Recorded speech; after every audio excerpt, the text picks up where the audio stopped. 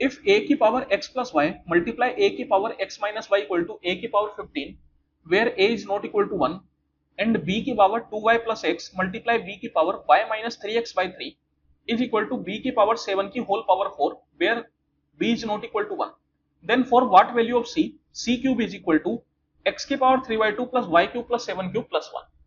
तो देखिए यहां पर अपन को सीधा सीधा बोला जा रहा है a की power x plus y multiply a की power minus x minus y equal to a की पावर 50।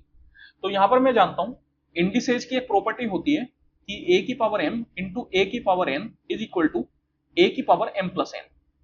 अगर बेस सेम हो तो फिर पावर क्या हो जाती है, प्लस हो जाती है। तो यहां पर दोनों का बेस सेम है a, तो इनकी जो पावर है वो ऐड हो जाएगी, तो ये बन जाएगा a की power x plus y plus x minus y and this is equal to what, a की पावर 50। फिर यहां पर अपन बोल सकते हैं कि अगर बीच में इक्वल टू का साइन है और बेस सेम है तो फिर पावर को भी इक्वल होना पड़ेगा। तो यहां पर आप देखिए ये y तो आपके पास कैंसिल आउट हो गया, तो ये 2x इक्वल टू आ जाएगा 50 के बराबर, तो x इक्वल टू आ गया आपके पास 25। फिर सेम तरीके से बोला गया कि b में भी यहां पर दोनों का बेस सेम है तो मैं पावर को ऐड कर सकता हूं, तो ये बन गया b की power 2y plus x plus यहां अगर आप देखेंगे तो ये है y माइनस 3x बाई 3, तो यहां पर अगर आप अलग अलग करेंगे तो ये बन जाएगा y by 3 minus 3x by 3 that is x and this is equal to what, b की पावर 7 इंटू 4।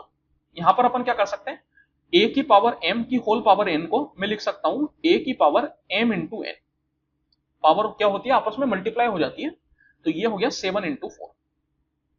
तो अब आप यहां पे देखिए ये प्लस x माइनस x आपका कैंसिल आउट हो गया और फिर से यहां पर भी b है और यहां पर भी b है, बीच में इक्वल टू का साइन है, तो पावर आपस में क्या हो जाएगी, इक्वल हो जाएगी। तो 2y plus y by 3 is equal to बन जाएगा 7 इंटू 4। तो ये हो गया अपने पास 7 बाई 3 इक्वल टू 7 इंटू 4 और ये 7 से 7 कैंसिल आउट हो जाएगा, तो y इक्वल टू आ गया 4 दिए 12। तो अब यहां पर मेरे पास x भी आ चुका है और y भी आ चुका है, तो मैं c क्यूब निकाल सकता हूं।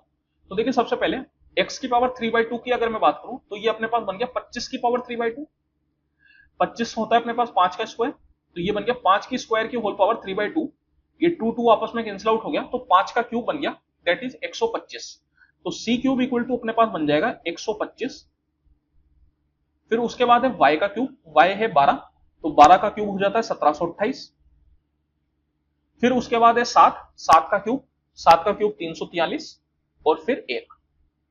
तो देखिए इस पूरे को अगर आप ऐड करेंगे तो सबसे पहले यहां पर अपन क्या करते हैं, यूनिट डिजिट निकाल लेते हैं क्योंकि अपना काम यूनिट डिजिट से हो जाएगा। देखिए 5 और 8 13, 13 और 3 16, 16 और 1 17, दैट मींस की यूनिट डिजिट आएगी 7। तो अब यहां पर मैं देख लेता हूं कि कौन सा ऑप्शन है जिसमें क्यूब करने पे यूनिट डिजिट 7 आए, क्योंकि यहां पर अपन को c की वैल्यू निकालनी है, तो c जो है इन चारों में से कोई सा होगा। सबसे पहले अगर मैं बात करूं, देखिए 7 का क्यूब 343 होता है, तो यहां पर जो यूनिट डिजिट आएगी वो 3 आएगी, तो ये तो आंसर नहीं हो सकता। फिर 9 का क्यूब 9 का जो क्यूब है वो 729 होता है, तो यहां पर जो यूनिट डिजिट आएगी वो 9 आएगी, तो ये भी आंसर नहीं हो सकता।